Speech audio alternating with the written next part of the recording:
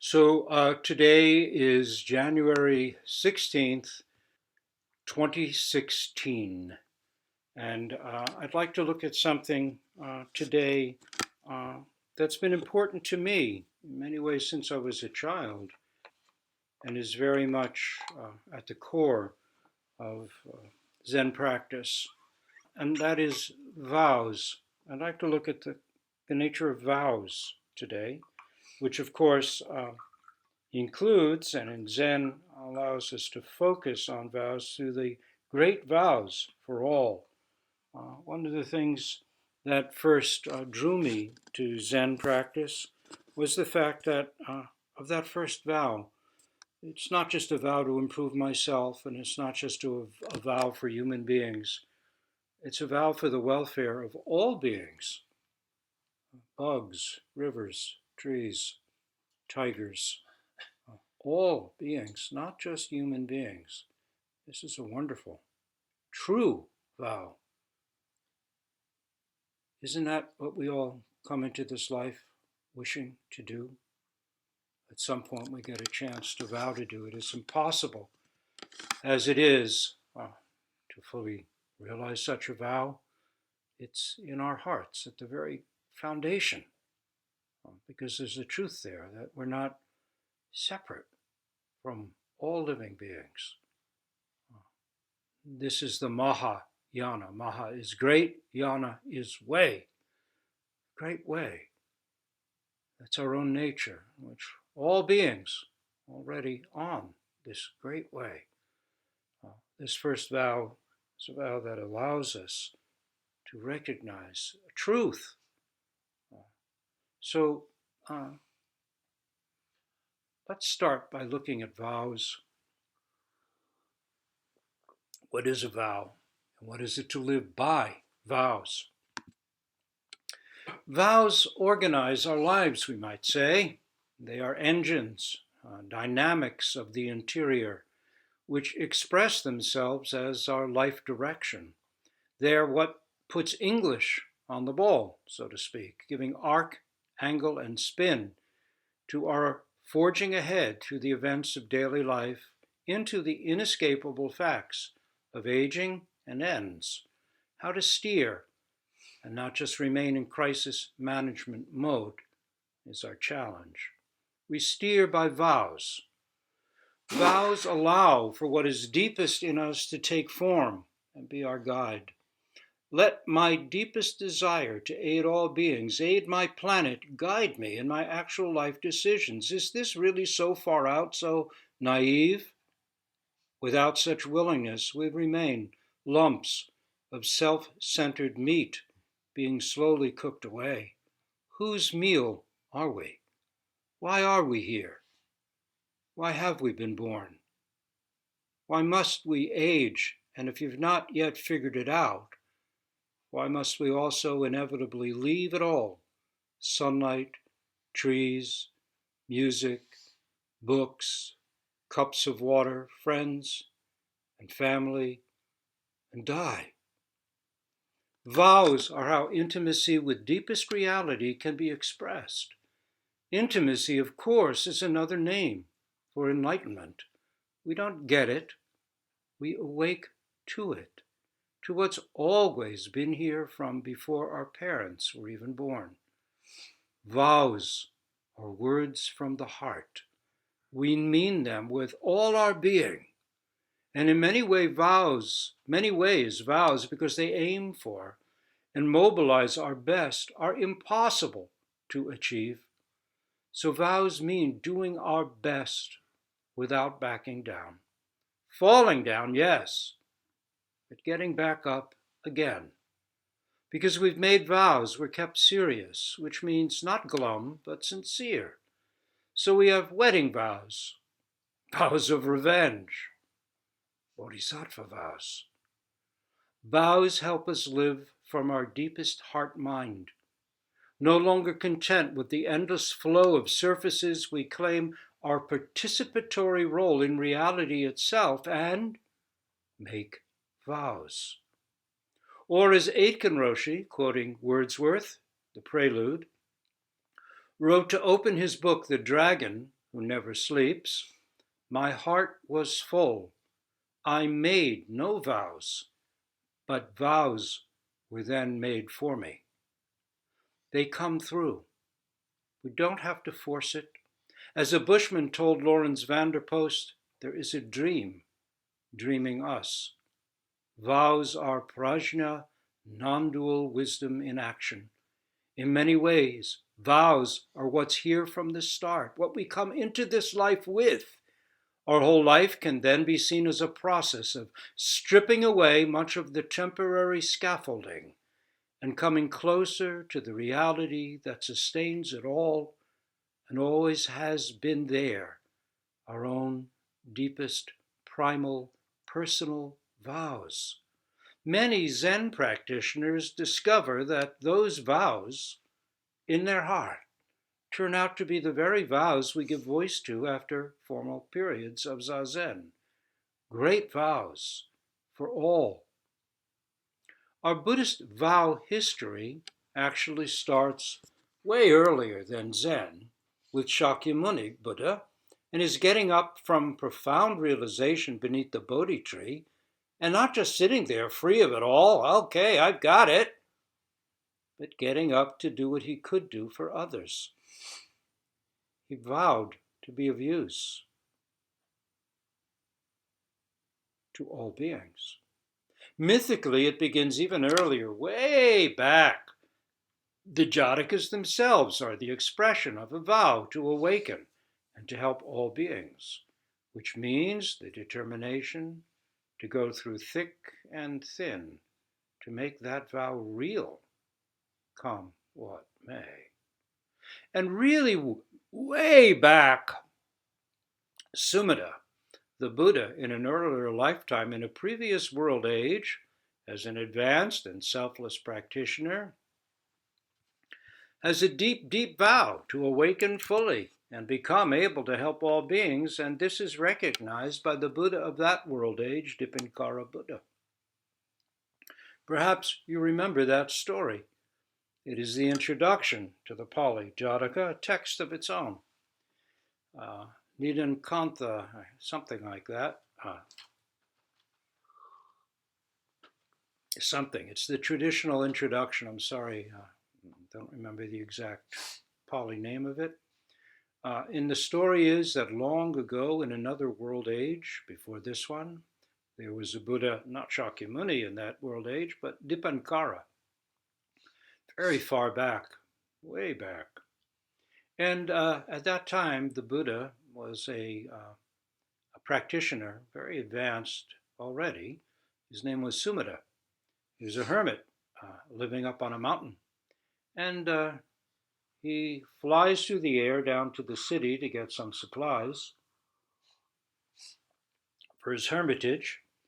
And he discovers that people are really busy and they're filling in the swampy road and they're putting clean gravel down and putting flowers. And he says, "What's going on?" He's floating up in the air. He asks the foreman. And the foreman says, "Oh, well, the fully realized, completely awakened great Buddha Dipankara is visiting the city today. We're all preparing."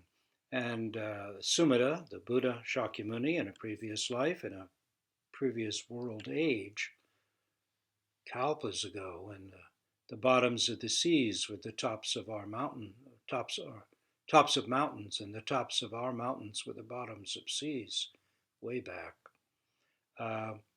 says, "Hey, let me help. I don't want to participate." And the foreman, seeing that he has magical powers, being able to fly in the airs, gives him a bit of swampy ground to fill in. So he's filling in the swampy ground, and up ahead he sees these lights and rainbows and all kinds of flowers in the air, and he realizes that the Buddha Dipankara, surrounded by a crowd of people, is coming, and there's still some muddy ground remaining. And so he is an ascetic hermit. He has long hair piled up on his head. You can see sometimes there are a group of, I'm not sure what they are, probably Joanne would know, Tibetan traditional Tibetan practitioners who have that long piled up hair way up on their heads. Well, he unties his hair, he kneels down in the mud and lets his long hair out in the mud so the Buddha Dipankara can walk over and not get all muddy and wet, like Sir Walter Raleigh putting his cloak down for the Queen, Elizabeth. So the Buddha comes along, sees the monk, or ascetic rather, hermit, lying there in the mud with his hair out, and he looks at him and he realizes that this hermit here has made a vow. He's vowed to become a Buddha and benefit all living beings. Not just to have a happy practice for himself, but to realize something so deep it's of benefit to all. And he thinks, well, will this guy be successful? And he sends his mind far, far into the future, to our time, that is to 2,500 years ago in our historic cycle. And he sees that this guy, way, way in the future from that point, will be born as Prince Siddhartha. His mother will be Queen Maya, his father King Suddhodana. He'll be born in the city of Kapilavastu, and he will then leave home at the age of 29, that is, leave everything he's attached to, stop clinging to it, after seeing the Four Noble Signs of birth, old age, sickness, and death. And he will become Shakyamuni Buddha, fully realizing his vow way, way in the future. And so he makes this prediction. He says, this guy lying here is going to become the Buddha of the future world age. And all the people go, hey, that's great. If we don't have deep realization with this Buddha, then we can always do it far in the future. We'll keep working when he's a Buddha. And then the guy lying there in the mud thinks to himself, this is the happiest day of my life. The words of a Buddha cannot fail. I've been told that my vow will be fulfilled.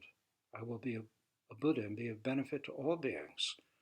And he rises up and he flies back through the air to his hermitage and continues on in his practice, which we have recorded as the Jataka tales, all the work that he does to make that vow real. We personalize this vow with our own dedication, our own commitment to continue practicing through all the events of our lives, before as well as after milestones arise and pass. The endless vow of practice, of dropping habitual self-centeredness, is there and remains, no matter what we go through, no matter what heights or depths we experience in our lives and in our practice. The vow to practice now, this breath, is always there. Now, the form of the four great vows, or great vows for all, that we have in Zen, particularly, and there are earlier, after the Buddha, there's various bodhisattva vows that come from different Buddhist countries and different great practitioners. But the form that we have in Zen began with the sixth patriarch, Huineng, who supposedly was illiterate and had yet deep realization, practiced through many difficulties in life. In fact, after his confirmed realization, he was told by his teacher for 20 years to not appear in the world. And so he actually lived with hunters for many years and would fish the vegetables out of the pot. So he didn't eat the meat. He lived out in the woods, traveled the highways and byways, and eventually then reappeared in the Buddhist world. When he heard a couple of monks arguing over a koan case, essentially, and he clarified it for them. And then they said, whoa, who are you? So he then took up teaching at that point. So here's from the Sutra of the Sixth Patriarch, Philip Yampolsky's translation. This takes place, the life of the Sixth Patriarch Huineng was in the 600-700s. And this is how he presents the four vows, which grew out of essentially the Four Noble Truths of anguish, and recognition that the cause of that anguish, our anguish, is our own habitual clinging to the concept of an isolated, separated self. So here's what the sixth patriarch, from his deep realization, said. Now that you have already taken refuge in the threefold body of Buddha, I shall expound to you the four great vows. It's the first time in Zen these four vows were presented. Good friends, recite in unison what I say. I vow to save all sentient beings everywhere. I vow to cut off all the passions everywhere. I vow to study all the Buddhist teachings everywhere. I vow to achieve the unsurpassed Buddha way. Good friends, when I say I vow to save all sentient beings everywhere, it is not that I will save you, but that sentient beings, each with their own natures, must save themselves. This is meant by saving yourselves with your own natures. Despite heterodox views, passions, ignorance, and delusions in your own physical bodies, you have in yourselves the attributes of inherent enlightenment, so that with correct views you can be saved. If you are awakened to correct views, the wisdom of prajna will wipe away ignorance and delusion, and you will all save yourselves. If false views come with correct views, you'll be saved. If delusion comes with awakening, you'll be saved. If ignorance comes with wisdom, you'll be saved. If evil comes with good, you'll be saved. If the passions come with bodhi, you will be saved. Being saved in this way is known as true salvation. I vow to cut off all the passions everywhere is with your own minds to cast aside the unreal and the false. I vow to study all the Buddhist teachings everywhere is to study the unsurpassed true Dharma. I vow to achieve the unsurpassed Buddha way is always to act humbly, to practice reverence for all things, to separate oneself from erroneous attachments and to awaken to the wisdom of prajna. When delusions are cast aside, you are self-enlightened, achieve the Buddha way, and put into practice the power of the vows. So to vow something, this is now back, we're out of the sixth patriarch, to vow something is to make a commitment to do the work. It is not just wishing, but determining and then doing our best to do it. Such vows help us gain and maintain what Dogen called continuous practice or sustained exertion. Dogen, of course, is from about 1200 AD, Japan. Let me read to you from the Shobogenzo chapter on continuous practice. On the great road of Buddha ancestors, there was always unsurpassable practice, continuous and sustained. This means we get up every morning, we do zazen. Before we go to bed at night, if we can, we do zazen. In the course of our day, we take a breath. Or, what is it? This is continuous practice. It forms the circle of the way and is never cut off between aspiration, practice, enlightenment, nirvana. There is not a moment's gap. It's not that it's a logical progression. All of it's here all the time. Continuous practice is the circle of the way. This being so, continuous practice is undivided, not forced by you or others. The power of this continuous practice confirms you as well as others. It means your practice affects the entire earth. Remember that listening to Teisho is a form of zazen. It's not a time to look around. Our eyes are down, our hands are in zazen position if we can, and we make listening our practice. If you can continue with your practice and listen, please do so. If you find that you can't both work on your practice and listen, then make listening your practice. Let everything else go. There's no one else in the room. The words are spoken to you alone. Listen to them the way you hear the wind in the trees. Don't mull on the words. Be them.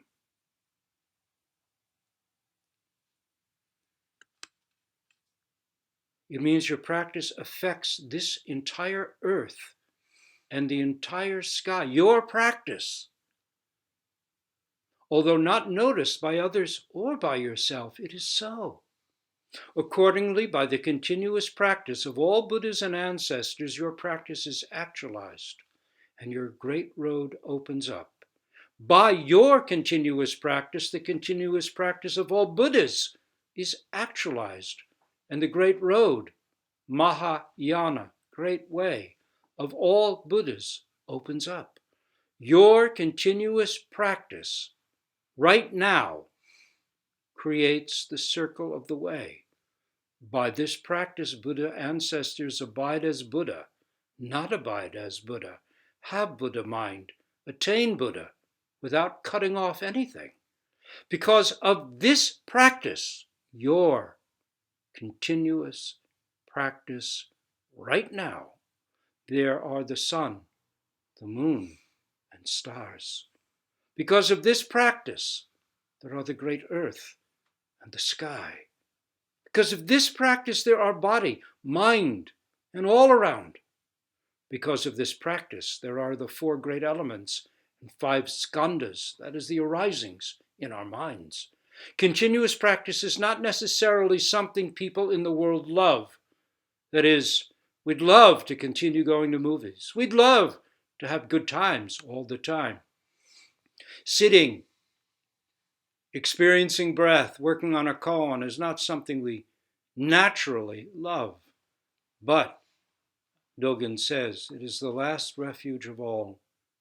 It is a place where we can truly settle, find our real ground, be of benefit to all. The facts of life bring us to the point of recognizing our need to work on ourselves.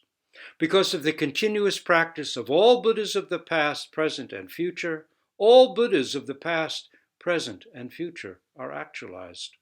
The effect of such sustained practice is sometimes not hidden. Therefore, you aspire to practice. The effect is sometimes not apparent. Therefore, you may not see, hear, or even know it. Understand, although it is not revealed, it is not hidden.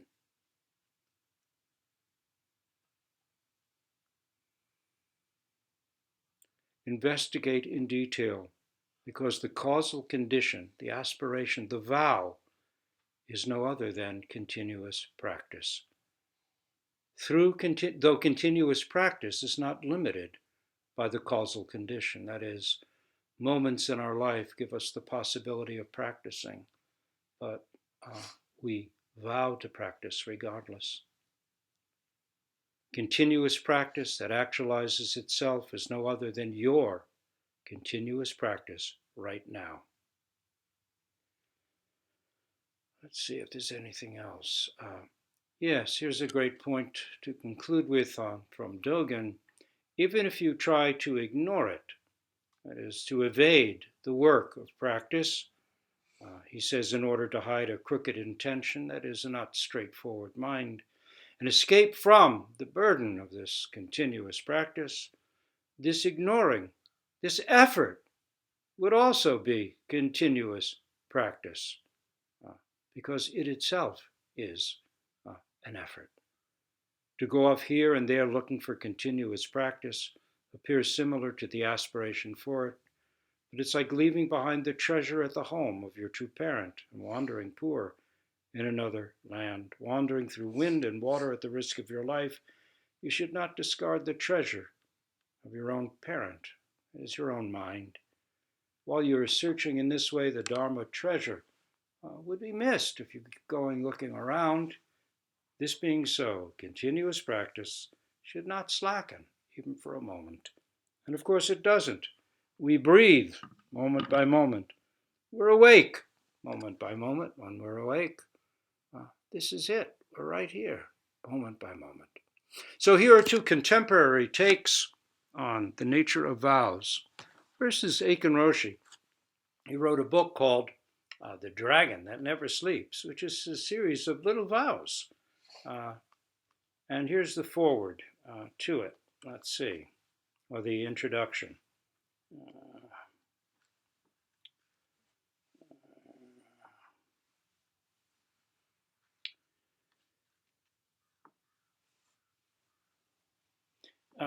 Let's see. As to interdependence, the Mahayana Buddhist finds that relationships are not just the ordinary activity of giving and receiving support, but in every situation, the other person, animal, plant, or thing is experienced as oneself. This is interbeing, to use Thich Nhat Hanh's felicitous term, and is presented vividly in the multitude of expansive and profound metaphors in the Avatamsaka Sutra, translated into Chinese as the Huayan Qing, the last great chronicle of the Mahayana. Central among these metaphors is the net of Indra, a multi-dimensional net of all beings, including inanimate things, with each point, each knot, a jewel that perfectly reflects and indeed contains all other points. This cosmic yet intimate perspective is offered again and again throughout the sutra. But the Buddhist task, and the Buddhist is left with the task of making it personal. So what he's getting at is religions, let me go on, with Near Eastern antecedents permit a personal relationship with God. And while many of the metaphorical figures in the Huayan Qing could be called deities, there is no single God ruling all. The Buddhist followers cannot pray, "Thy kingdom come, thy will be done," but instead they have made such formal promises as, "I will awaken my mind to the teachings of the Buddha for the benefit of all being." Such vows are found in the very earliest Buddhist writings and continue to be of primary importance as a way of personalizing the practice in all forms of the religion today. He says, in addition to vows, gathas, that is very short 4-line poems essentially, were used to combine and personalize vows. So we find gathas and vows evolving together throughout Buddhist history. Early followers vowed to practice wisdom and compassion so that everyone and everything could be freed from anguish. Their successors also vow to engage in wisdom and compassion, but with, rather than simply for, everyone and everything. This is called the way of the Bodhisattva, the enlightening being. So gathas are, for example, when I see flowing water, I vow with all beings to develop a wholesome will and wash away the stains of delusion. That's part of a sutra, the Huayan Sutra. Eiken Roshi goes on to personalize some really lovely vows to show how to do this in our ordinary life today. I'll just give you a couple of examples. Kicking a chair in the dark, I vow with all beings to let the pain and surprise slow me down to this step, this step. When beset by personal problems, I vow with all beings to recall the practice of patience, the ease of stars and the moon.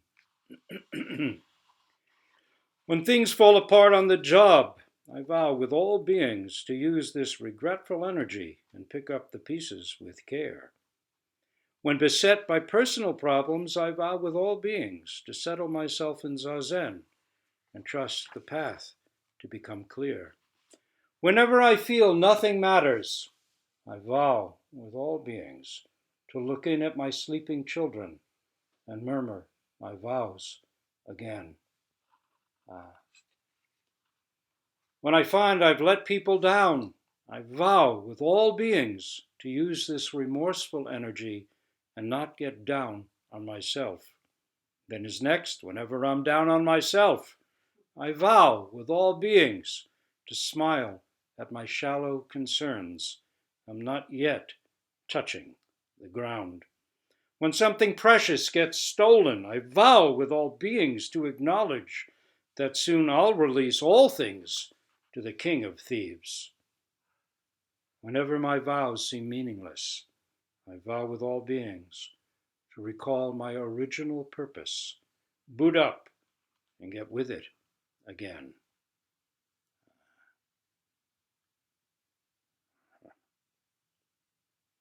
When wayward thoughts are persistent, I vow with all beings to imagine that even the Buddha had silly ideas sometimes. It's really quite a lovely book. And as you read it, if you get a copy, you discover it begins with waking up in the morning, goes through a very busy, complex day, as all of us have, and ends with night and going to sleep. It's an endless series of personal little vows through the day.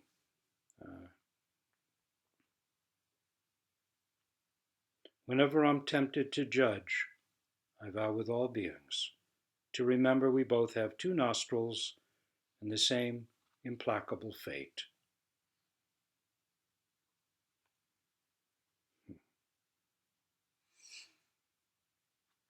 And so on.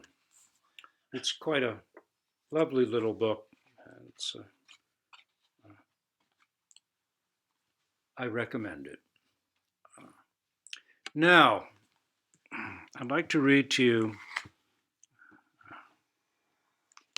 from the Three Pillars of Zen as a conclusion this morning.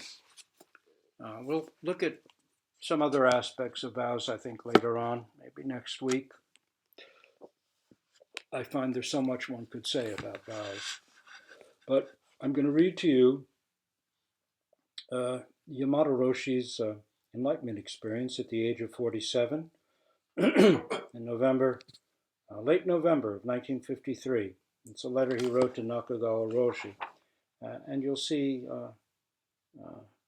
I'll start in towards the middle of it. At midnight, I abruptly awakened. At first, my mind was foggy. Then suddenly that quotation flashed into my consciousness.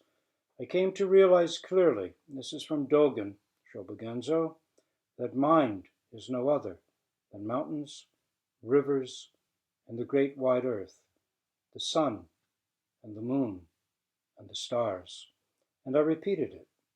Then all at once I was struck as though by lightning, and the next instant heaven and earth crumbled and disappeared. Instantaneously, like surging waves, a tremendous delight welled up in me, a veritable hurricane of delight, as I laughed loudly and wildly. Ha ha ha ha ha ha! There's no reasoning here, no reasoning at all. Ha ha ha ha!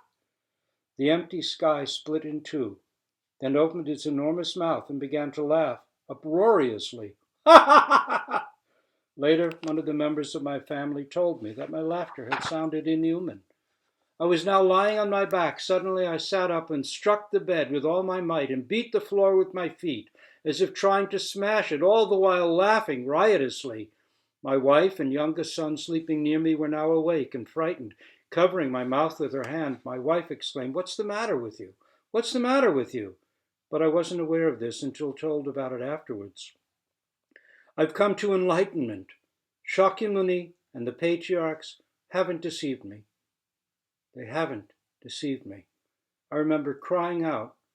When I calmed down, I apologized to the rest of the family who had come downstairs, frightened by the commotion. Prostrating myself before the photograph of Kannon, he's writing to Nakagawa Roshi, you had given me the Diamond Sutra, which is what the sixth patriarch heard, as an illiterate woodcutter. He heard a verse from that and found he had realized his mind. And my volume of the book written by Yasutani Roshi, I lit a stick of incense and did zazen until it was consumed. Half an hour later, though it seemed like only 2 or 3 minutes had elapsed. That morning I went to see Yasutani Roshi and tried to describe to him my experience of the sudden disintegration of heaven and earth. I'm overjoyed. I'm overjoyed. I kept repeating, striking my thigh with vigor. Tears came, which I couldn't stop. I tried to relate to him the experience of that night, but my mouth trembled and words wouldn't form themselves. In the end, I just put my face in his lap. Patting me on the back, he said, well, it is rare indeed to experience to such a wonderful degree. It is termed attainment of the emptiness of mind. You're to be congratulated. Thanks to you, I murmured, and again wept for joy. Repeatedly, I told him I must continue to apply myself energetically to Zazen. He was kind enough to give me detailed advice on how to pursue my practice in the future. After which he again whispered in my ear my congratulations and escorted me to the foot of the mountain by flashlight. Although 24 hours have elapsed, I still feel the aftermath of that earthquake. My entire body is still shaking. I spent all of today laughing and weeping by myself. I'm writing to report my experience in the hope that it will be of value to your monks, and because Yasutani Roshi urged me to. Please remember me to that American. That American is Philip Kapleau, who became Kapleau Roshi, who was there because of his own unconscious vow, going through real hardship, without heat in winter, eating rice, kind of food he was not used to at all, suffering really, but kept going. Please remember me to that American. Tell him that even I, who am unworthy and lacking in spirit, can grasp such a wonderful experience when time matures. I would like to talk with you at length about many things, but we'll have to wait for another time. P.S. That American was asking whether it is possible for him to attain enlightenment in 1 week of sesshin. Tell him this from me. Don't say days, weeks, years, or even lifetimes. Don't say millions or billions of kalpas. Tell him to vow to attain enlightenment, though it take the infinite, the boundless, the incalculable future. Tell him to vow. This is what sustains us through all the endless ups and downs that will come in a life.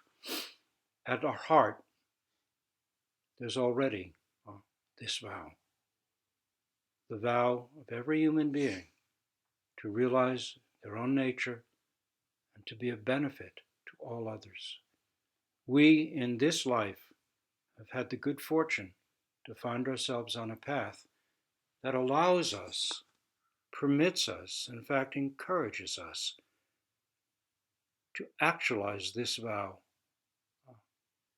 Roshi Kapleau used to say, this vow, which is at our heart, is like the vow of a peach pit, to become a peach, the vow of an acorn, to become a tree, an oak tree which can shelter many beings.